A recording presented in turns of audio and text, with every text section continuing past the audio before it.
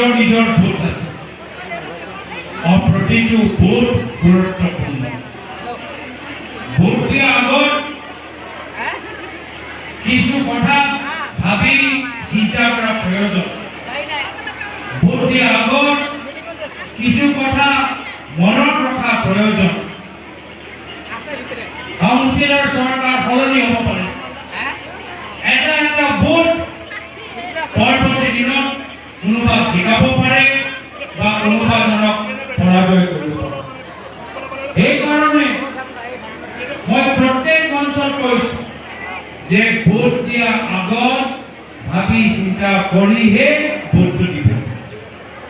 এতিয়া আপোনালোকে কি চিন্তা কৰিব? আপোনালোকে চিন্তা কৰিব লাগিব যে যোৱা 10টা বছৰত কাউন্সিলৰ যোগেদি বিজেপিয়ে কিমান কাম কৰিলে আৰু ইউপিপিয়ে কিমান কাম কৰিলে, হয়নে নহয়? আপোনালোকতো হিচাপ কৰিব লাগিব যে ইমান যে কথা আজিৰ পৰা 5 বছৰ আগতে বিজেপিয়ে দিল্লীৰ কথা ক'লে, ইউপিপিয়ে কথা ক'লে, এইখিনি কথা ৰাখিব পাৰিছে নাই? আৰু হিচাপ কৰা সুবিধাটো যথেষ্ট সহজ। আপোনালোকে কি হিচাপ কৰিব লাগিব যে আপোনালোকৰ গাঁৱৰ ভিতৰত এইখন চৰকাৰে কিমান ৰাস্তা বনালে। আপোনালোকে হিচাপ কৰিব লাগিব যে আপোনালোকৰ ল'ৰা ছোৱালী নাতি নাতিনী য'ত পঢ়ে সেইখন স্কুললৈ যোৱা ৰাস্তা কিমান ভাল, স্কুলৰ ভিতৰত কিমানখিনি কাম হৈছে, স্কুলবোৰ উন্নত হৈছে নে নাই। যিসকল ইয়াত বয়োজ্যেষ্ঠ আছে আপোনালোকক হিচাপ ল'ব লাগিব যে যিখন হস্পিটেললৈ যায় সেই হস্পিটেলৰ ভিতৰত ডক্টৰ থাকে নে নাথাকে। আপোনালোকক হিচাপ কৰিব লাগিব যে এইখন চৰকাৰ কোটি কোটি টকা খৰচ কৰি এই যে জল জীৱন আঁচনি পাইপ বহালে এই পাইপ যোগেদি পানী ওলাই নে নোলায়। আপোনালোকে হিচাপ কৰিব লাগিব যে ঘৰৰ ভিতৰত 24 ঘণ্টা বিজুলী থাকে নে নাথাকে। আপোনালোকৰ বিদ্যুতৰ বিল আগতকৈ বেছি বাঢ়িছে নে কমিছে, দৰৱৰ দাম বাঢ়িছে নে কমিছে। এইখিনি কথা আপোনালোকে হিচাপ কৰিব লাগিব। আৰু যদি মই ভাবো কি যদি আপোনালোকে চৰকাৰৰ কামৰ হিচাপ লৈ তাৰ পিছত আপোনালোকে নিজে ক'ব যে এইখন চৰকাৰ বিজেপিয়ে কেন্দ্ৰত থকা স্বত্তেও ৰাজ্যত থকা স্বত্তেও কামৰ ক্ষেত্ৰত শূন্য, কামৰ ক্ষেত্ৰত জিৰ', ডাঙৰ জিৰ', সৰু জিৰ' নহয়, ডাঙৰ জিৰ'। কিমান কথা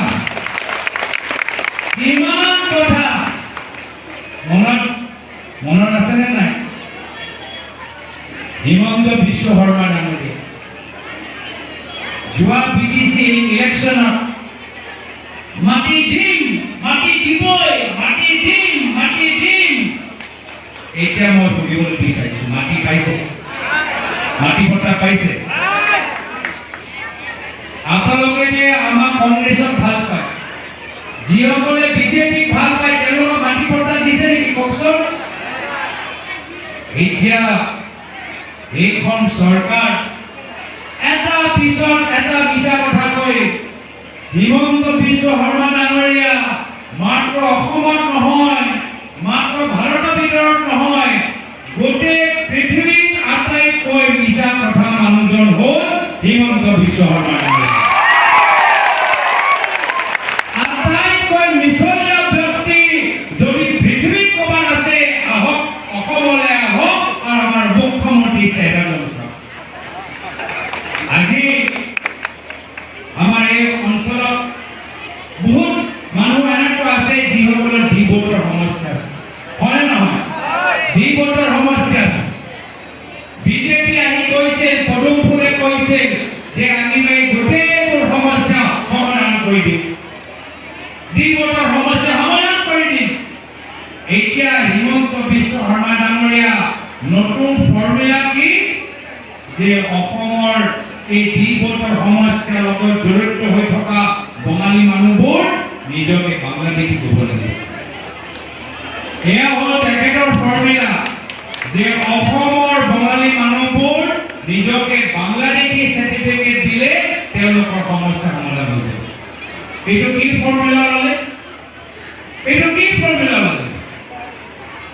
তোমালোকে চৰকাৰ গঠন কৰিলা বঙালী মানুহৰ ভোট লৈ, তোমালোকে বিধায়ক হ'লা, মন্ত্ৰী হ'লা, মুখ্যমন্ত্ৰী হ'লা বঙালী মানুহৰ ভোট লৈ, আৰু এতিয়া যেতিয়া বঙালী মানুহক সহায় কৰাৰ সময় আহে এতিয়া তোমালোকে কৈছা নহয় নিজকে ভাৰতীয় নহয়, নিজকে প্ৰথমে বাংলাদেশী কৰা। এয়া হৈছে তেওঁলোকৰ প্ৰতাৰণা, এয়া হৈছে তেওঁলোকৰ বিশ্বাসঘাতকতা। কি কৈছে? তেওঁলোকে কৈছে যে আমি অসমৰ আমাৰ ভূমি সুৰক্ষা ক্ষেত্ৰত খিলঞ্জীয়া মানুহৰ মাটি পট্টা দিম, কিন্তু এতিয়া আমি দেখা পাইছো যে এতিয়া দুখীয়া মানুহক মাটি পট্টা দিয়াতকৈ দুখীয়া মানুহৰ মাটি লৈ আদানী, আম্বানী আৰু পটাঞ্জলি তেওঁলোকে দিবলৈ আৰম্ভ কৰিছে।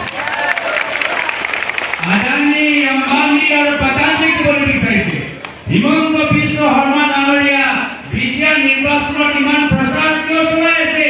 তেওঁলোকে বিচাৰে বিদ্যাৰ অঞ্চলত দুখীয়া মানুহক কেনেকৈ উচ্ছেদ কৰা যায়, বঙালীয়ে হওক, নেপালীয়ে হওক, ধৰ্মীয় সংখ্যালঘুৱে হওক, কোচ ৰাজবংশীয়ে হওক, খিলঞ্জীয়া মানুহে হওক, দুখীয়া মানুহক উচ্ছেদ কৰি আদানী, আম্বানী আৰু পটাঞ্জলি কেনেকৈ মাটি দিয়া যায়, এয়া হ'ল হিমন্ত বিশ্ব শৰ্মা ডাঙৰীয়াৰ উদ্দেশ্য। আৰু এতিয়া হিমন্ত বিশ্ব শৰ্মা ডাঙৰীয়াৰ এই সপোন ভাঙিবলৈ কোনে ভাঙিবলৈ কোনে পাৰিব? UPPL নোৱাৰে, BPF নোৱাৰে। এই দুইটা দলে সাৰেণ্ডাৰ কৰি দিলে। BPF দিনত পটাঞ্জলিয়ে মাটি পালে, UPPL দিনত আদানীয়ে মাটি পালে। তো যদি নিজৰ মাটি সুৰক্ষিত ৰখা ভাবে UPPL BPF নোৱাৰিব, মাত্ৰ এটাহে দল পাৰিব, ভাৰতীয় জাতীয় কংগ্ৰেছ দল। ভাৰতীয় জাতীয় কংগ্ৰেছ দল, যেহেতু কংগ্ৰেছ হ'ল দুখীয়া মানুহৰ দল। আমি আদানী দল নহয়, আমি বিজেপি দৰে, আমি আম্বানী দল নহয়, আমি অসমৰ খেতিয়কসকলৰ দল, শ্ৰমিকসকলৰ দল, নিবনুৱা যুৱকসকলৰ দল, ফলুৱা উদ্যোগ কৰা মানুহৰ দল, ফলুৱা দোকানীসকলৰ দল। কিন্তু আপোনালোকে কেতিয়াবা ভাবিছে কি বিজেপি দল 10 বছৰ ক্ষমতাত আনন্দ পালে, এই 10 বছৰৰ ভিতৰত কৰিলে কি? 10 বছৰৰ ভিতৰত তেওঁলোকে নিজৰ মাজত কেনেকৈ পইচা, ধন, সম্পত্তি, মাটি কেনেকৈ বঢ়াব পাৰে, মাত্ৰ সেয়াহে তেওঁলোকে চিন্তা কৰে। গৰু নামত তেওঁলোকে ভোট বিচাৰে, গাই মাতা কথা কৈ, আৰু পিছত আমি গম পালো যে বিজেপি দলৰ ভিতৰত গৰু চোৰ সোমাই আছে। বিজেপি দলৰ ভিতৰত গৰু চোৰ সোমাই আছে। গুজৰাটৰ পৰা চাওকচোন তেওঁলোকৰ কাৰবাৰ, গুজৰাটৰ পৰা গিৰ গাই আনিছে, দিব লাগে দুখীয়া মানুহক। গিৰ গাই আনা ট্ৰেইনটো ৰাস্তাত ৰখাই বিজেপি দলৰ বিধায়কসকল নিজৰ মাজত ভাগ ভাগ কৰি লৈ গৈছে। এয়া হ'ল বিজেপি দল, গৰু চোৰ। আকৌ আমি বুজি পাইছো যে কেন্দ্ৰৰ চৰকাৰ, তেওঁলোকে কয় যে ডাবল ইঞ্জিন, কেন্দ্ৰত আমাৰ চৰকাৰ, ৰাজ্যত আমাৰ চৰকাৰ, দুখীয়া মানুহৰ কাৰণে তামুক আঁচনি, আমুক আঁচনি। এতিয়া আমি গম পাইছো কেন্দ্ৰৰ চৰকাৰৰ পৰা যিমানবোৰ ডাঙৰ ডাঙৰ আঁচনি আহে, 10 কোটি, 50 লাখ, 10 লাখ, এইবোৰ আঁচনি বিজেপি দলে দুখীয়া মানুহক দিয়াতকৈ নিজৰ পৰিবাৰৰ নামত তেওঁলোকে গোটেই পইচা নিজৰ পকেটত সোমাই দিয়ে। এতিয়া তাৰ মানে গৰু চোৰ লগত আঁচনি চোৰো হৈছে। তেওঁলোকে গৰু চোৰ লগত আঁচনি চোৰো। 10 লাখ টকা আঁচনি মুখ্যমন্ত্ৰী খোলা যায় যে মন্ত্ৰী পৰিবাৰৰ নামত 10 লাখ আঁচনি কিয়? মুখ্যমন্ত্ৰী উত্তৰ হ'ল মন্ত্ৰীগৰাকীও নিজৰ ঘৰৰ বাবে চিন্তা কৰিব লাগিব। এয়া হ'ল তেখেতৰ পাতল উত্তৰ। এয়া হ'ল তেওঁলোকৰ দুখীয়া মানুহৰ প্ৰতি দায়বদ্ধতা। গৰু চোৰ, আঁচনি চোৰ, আপোনালোকৰ মাটি চুৰি কৰি আদানি দিব, মাটি চোৰ। আকৌ ৰাহুল গান্ধী ডাঙৰীয়া কি কৈছে যে বিজেপি দল ভোট চোৰ। ভোট চোৰ তেনেকুৱা এটা দল দুখীয়া মানুহৰ কাৰণে কি কাম কৰিব, য'ত গৰু চোৰ আছে, ভোট চোৰ আছে, মাটি চোৰ আছে, আঁচনি চোৰ আছে। দুখীয়া মানুহৰ নিবনুৱা যুৱকক সংস্থাপন দিয়াতকৈ তেওঁলোকে কয়লা, বালি, পাথৰ, শিলৰ চিণ্ডিকেটৰ মানুহৰ কাৰণে কাম কৰে। আৰু গোটেই চোৰসকলৰ, চিণ্ডিকেট কৰা মানুহসকলৰ চৰ্দাৰ কোন? চৰ্দাৰ হ'ল আমাৰ অসমৰ মুখ্যমন্ত্ৰী হিমন্ত বিশ্ব শৰ্মা। পৃথিৱীত আটাইতকৈ মিছলীয়া ব্যক্তি আৰু অসমৰ গৰু চোৰ, মাটি চোৰ সকলৰ চিণ্ডিকেট কৰা মানুহসকলৰ চৰ্দাৰ হিমন্ত বিশ্ব শৰ্মা ডাঙৰীয়া। আৰু যেতিয়া আমি এইখিনি কথা উত্থাপন কৰোঁ, মানুহবোৰ প্ৰশ্ন কৰিবলৈ আৰম্ভ কৰে, হিমন্ত বিশ্ব শৰ্মা ডাঙৰীয়া যথেষ্ট কৌশলেৰে আমাৰ মাজত কাজিয়া লগাই দিব। কেতিয়াবা ভাষা নামত, কেতিয়াবা ধৰ্ম নামত, কেতিয়াবা উজনি নামনি, কেতিয়াবা ব্ৰহ্মপুত্ৰ পাৰা, কেতিয়াবা হিন্দী নামত, কেতিয়াবা বঙালী নামত। এয়া হৈছে তেওঁলোকৰ কাৰবাৰ। তেওঁলোকৰ যে চুৰি ধৰা নপৰে, তেওঁলোকে আমাৰ অসমৰ দুখীয়া মানুহৰ মাজত কাজিয়া লগাই দিয়ে।